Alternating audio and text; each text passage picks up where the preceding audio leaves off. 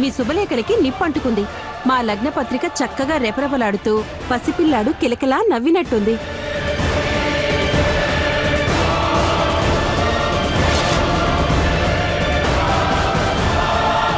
అంటే ఏమిటర్థం? మీ అబ్బాయికి ధరణితో పెళ్లికి దేవుడు అంగీకరించడం లేదు అని, ఆదిత్యతో జత కట్టడమే ఆయనకి నచ్చింది అని. ఇప్పుడైనా అర్థమైందా? ధరణి ప్రేమించలేదు, మిమ్మల్ని మోసమూ చేయలేదు. అది దైవ నిర్ణయం. ఆ దేవుడు సత్యం తన మహిమతో ఎలా నిరూపించాడో చూడండి.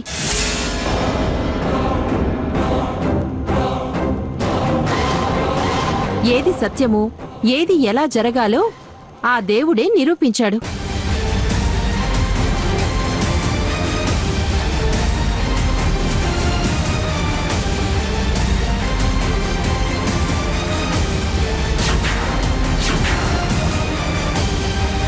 ఇంక మనకు ఏ సమస్య లేదు. ఆ భగవంతుడే మనకు పరిష్కారం చూపించాడు.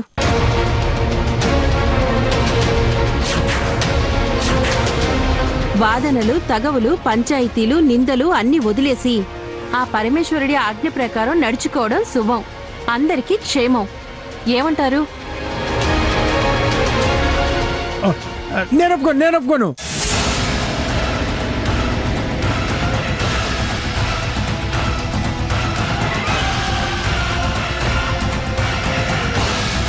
దేవుడు వస్తాడు, న్యాయం చెబుతాడు, ధర్మాన్ని కాపాడతాడు అని ఏవో మంటలు చూపించి మహిమ అంటావేంటి? అదే కదా దేవుడు మహత్యం అంటే. అదేలా? దేవుడు కనిపించాలి కదా. అవును, కనపడాలిగా. మీలాంటి వాళ్ళు ఇలా అడుగుతారని తను తన మహిమను చూపిస్తాడు కాని ఎదురుపడి మూర్ఖులతో చర్చలు పెట్టుకోడు. అంటే మేం మూర్ఖులమా? అంతేగా మరి. అంత మహత్యం చూపాక కూడా ఇంకా ఇలా మాట్లాడితే ఏమనాలి? మంటల్ని పట్టుకుని మహిమ మహత్యం అంటావేంటి? ఇలాంటి మంటల్ని నేను లక్ష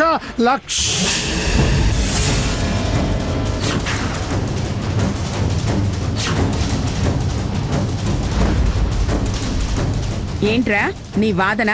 అది అగా మరి. ఏంటి బాబాయ్, ఏంటి నీ అనుమానం చెప్పు. ఏదో ఇలాంటి మంటల్ని లక్ష అంటున్నావు.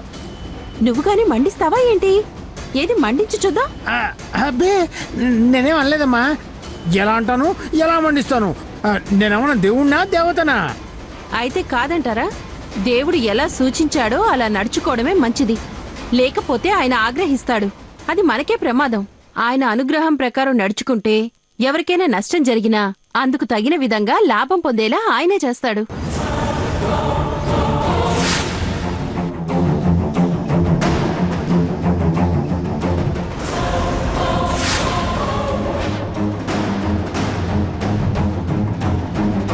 మీరింకా మీ అబ్బాయితో ధరణికి పెళ్లి చేయాలనుకుంటున్నారా?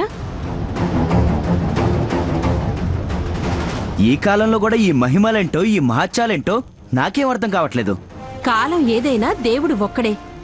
త్రేతాయుగమైనా, ద్వాపర యుగమైనా, కలియుగమైనా విష్ణుమూర్తి అవతారాలేగా.